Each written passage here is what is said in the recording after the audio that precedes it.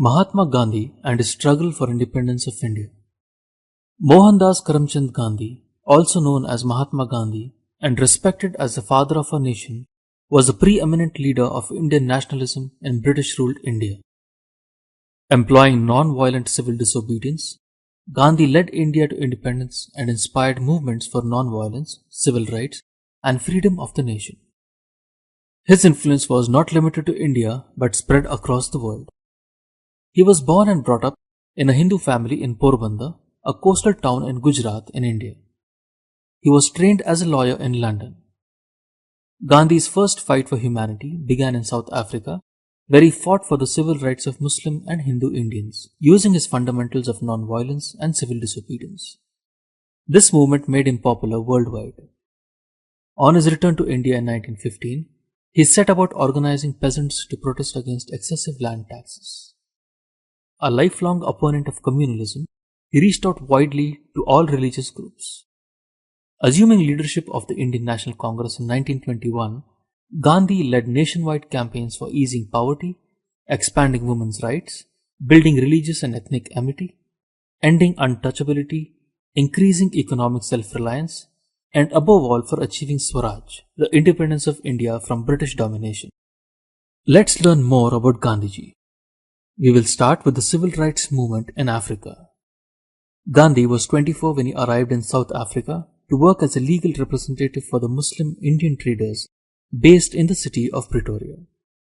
He spent 21 years in South Africa, where he developed his political views, ethics, and political leadership skills. The South African experience exposed handicaps to Gandhi that he had not known about.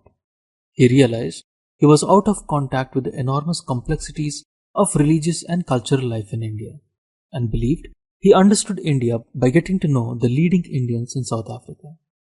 As a historian, Chandran Devanesan has remarked, South Africa was the making of the Mahatma. In South Africa, Gandhi faced the discrimination directed at all the colored people. Series of events which he suffered due to color discrimination were a turning point in Gandhi's life as it shaped his social activism and awakened him to social injustice. It was in South Africa that Mahatma Gandhi first forged the distinctive techniques of non-violent protest known as Satyagraha, then promoted harmony between religions and appealed to the upper caste Indians to alter their discriminatory treatment towards low castes and women. Indian scenario in 1915 when Gandhi came back. The India that Mahatma Gandhi came back to in 1915 was rather different from the one that he had left in 1893. Although still a colony of the British, it was far more active in a political sense. The Indian National Congress was well established political organization with its wings spread all over India. It had gained immense popularity among the common masses after the Swadeshi movement in 1905 to 1907 under the towering leadership of Bal Gangadhar Tilak of Maharashtra, Bipul Chandra Pal of Bengal, and Lala Lajpat Rai of Punjab, who were famously nicknamed as Lal Bal Pal. The Indian National Congress had division in leadership as extremists and moderates. Lal Bal Pal were extremists who advocated militant opposition to colonial rule. The other group was of moderates congressmen who preferred a more gradual and persuasive approach. It was led by Gopal Krishna Gokhale and Muhammad Ali Jinnah. Gandhiji acknowledged Gopal Krishna Gokhale as his political mentor. It was on Gokhale's advice before taking a plunge in Indian politics that Gandhiji spent a year travelling around British India, getting to know the land and its people. Gandhi's first major public appearance and entry in Indian politics.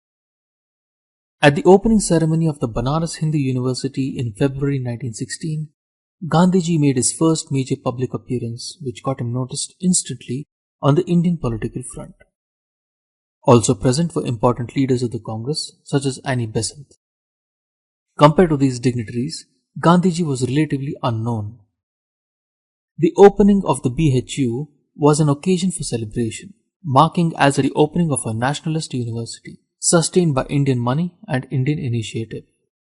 But rather than adopt a tone of self-congratulation, in his speech, Gandhiji reminded those present of the peasants and workers who constituted a majority of the Indian population, yet were unrepresented in the audience. He also reprimanded the elite groups of discriminatory attitudes towards the poor or lower sections. Gandhi's speech at Banaras in February 1916 was basically aimed to create an awareness among the nationalist leaders that Indian nationalism lacked the inclusion of common masses. The leadership and awareness was just confined to elite groups of lawyers, doctors, and landlords. Gandhiji aimed to make Indian nationalism more properly representative of the Indian people as a whole. In the last month of that year, Gandhiji had an opportunity to put his precepts into practice. At the annual Congress, held in Lucknow in December 1916, he was approached by a peasant from Champaran in Bihar who told him about the harsh treatment meted to the peasants in the hands of the British indigo planters. Mahatma Gandhi almost spent an entire year of 1917 in Champaran creating awareness among the peasants for their rights and appealing the colonial rule to grant freedom to peasants to cultivate the crops of their choice. The following year in 1918, Gandhiji was involved in two campaigns in his home state of Gujarat. First, he intervened in a labor dispute in Ahmedabad, demanding better working conditions for the textile mill workers. Then, he joined peasants in Kheda and supported them in their demand from the states for the remission of taxes as their harvest had failed. The outcome of these initiatives in Champaran, Ahmedabad, and Kheda were that people began to look at him as the leader of the common masses who empathized with them. The beginning of the non-cooperation movement. In 1919, the Britishers instituted the Rowlatt Act, passed in order to control public unrest and root out conspiracy in India. Headed by Sir Sidney Rowlatt, the committee passed out orders of detention and severe punishment by the imperial rule of any person or group suspected of revolutionary activities. Censorship of the press was also implemented. This was highly criticized and condemned by the nationalist leaders and the public, which caused the government to implement repressive measures. Gandhi and other leaders realized that just constitutional opposition to the measure was fruitless. It needed to be much bigger, involving all the masses. Thus, a countrywide campaign against this Rowlatt Act by Gandhiji was called. The campaign spread in North and West India, where everything came to a standstill in response to the Bandh call. The protest was even more stronger in areas of Punjab. Gandhiji, with the other prominent leaders, was detained while proceeding to the Punjab. This further led to more suspenseful situation in the province, reaching to a bloody climax in Amritsar in April 1919. It was when a British Brigadier General Reginald Dyer ordered his troops to open fire on a peaceful nationalist meeting. More than 400 people were killed in what is known as the Jallianwala Bagh massacre.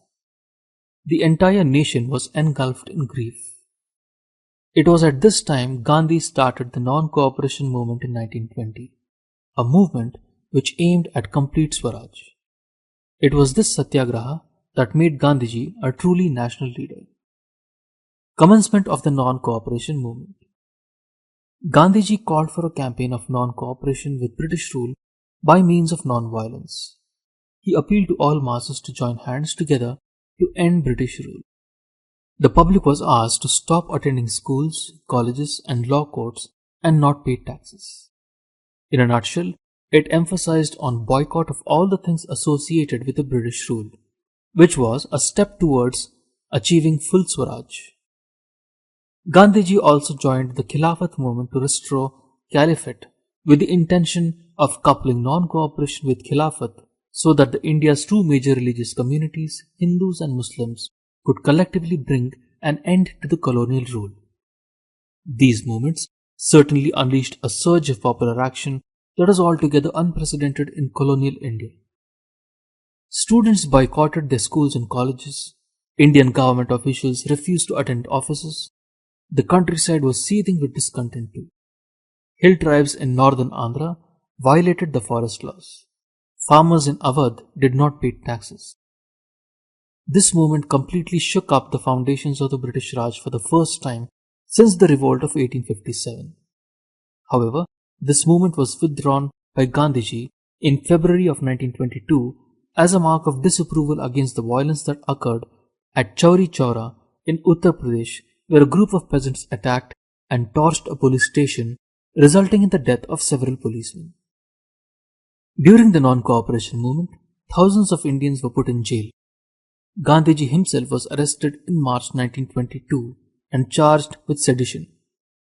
The protest though came to an end, it was successful in forcing the government of India to terminate the Rowlatt Act, the Press Act, and 21 other rules in March of 1922.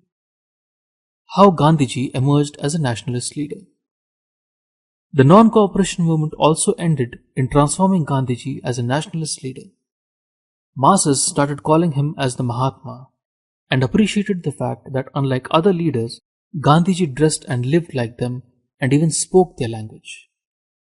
This identification was strikingly reflected in his dress, while other nationalist leaders dressed formally, wearing a western suit or an Indian bandhgala. Gandhiji went among the people in a simple dhoti or loincloth. His symbol, the charka and dhoti, had mass appeal. The Mahatma spent part of each day working on the charka or the spinning wheel and encouraged other nationalists to do so. With this act of spinning, Gandhiji wanted to break the boundaries that prevailed within the traditional caste system between mental labor and manual labor. People from all over India as well as abroad joined the Sevaks in his ashram. For the peasants, their Gandhi Baba or Gandhi Maharaj, as he was fondly called by them, was their savior. He only would rescue them from regressive taxes and officials and restore dignity and autonomy to their lives. Mahatma Gandhi's mass appeal was undoubtedly genuine and in the context of Indian politics without precedent. However, we must also understand that his success in broadening the basis of nationalism was also based on careful organization. Indian National Congress vis-a-vis Gandhiji, that is Gandhian nationalism. The Indian National Congress by 1922 had set up its branches in various parts of the nation. A series of Praja Mandals were established to promote the nationalist creed in the princely states. Gandhiji encouraged all the nationalist messages to be communicated in the mother tongue rather than English. All these things led the nationalism to the farthest corners of the country, and it was embraced by social groups previously untouched by it.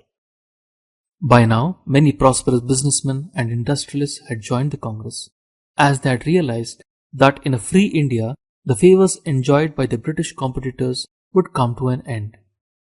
Some of these entrepreneurs, such as G.D. Birla, supported the national movement openly. Others did so tacitly. While Mahatma Gandhi's own role was vital, the growth of what we might call Gandhian nationalism also depended to a very substantial extent on his followers. Between 1917 and 1922, a group of highly talented Indians attached themselves to Gandhiji. They included Mahadev Desai, Vallabhbhai Patel, J.V. Kripalani, Subhash Chandra Bose, Abdul Kalam Azad, Jawaharlal Nehru, Sarojini Naidu, Govind Vallabh Pant, and C. Rajgopalachari. Notably, these close associates of Gandhiji came from different regions as well as different religious traditions.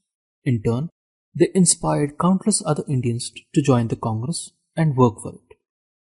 Mahatma Gandhi was released from prison in February 1924 and now chose to devote his attention to the promotion of homespun cloth, that is khadi, and the abolition of untouchability. For Gandhiji was as much as a social reformer as he was a politician. He believed that in order to be worthy of freedom, Indians had to get rid of social evils such as child marriage and untouchability. He also emphasized on Hindu-Muslim harmony. He believed that on the economic front, Indians had to learn to become self-reliant. Hence, he stressed on the significance of wearing khadi rather than mill-made cloth imported from overseas. We will continue in our next audio with Gandhi's struggle for freedom of India. We will be learning about other famous nationalist movements led by Gandhiji, that is the Dandi March, Quit India movement, till India was set free by the British. Summary: Mahatma Gandhi, The father of our nation was born and brought up in Gujarat. He was trained as a lawyer in London. He gained popularity in Africa, where he fought for the civil rights of Indians living there. Here, he initiated and followed his policy of non-violence. He came back to India in 1915, where Gokhale was his political mentor. Indian National Congress was an established national party. He formally joined Indian politics in 1916. He aimed at involving all the masses for the nationalist movement rather than just a few educated sections. Thus, he gained acceptance among the masses. He called for non-cooperation movement in 1920 against the Rowlatt Act. He asked the public to boycott things associated with the British rule by following the principle of non-violence. The non-cooperation movement resulted in withdrawing of the Rowlatt Act and ban on the press. Gandhiji emerged as a nationalist leader after this movement. He was immensely admired by the common people as he, unlike other leaders, dressed and lived like them, and peasants saw him as their savior. Gandhi was a reformist who wanted to uproot evils like untouchability and caste from India.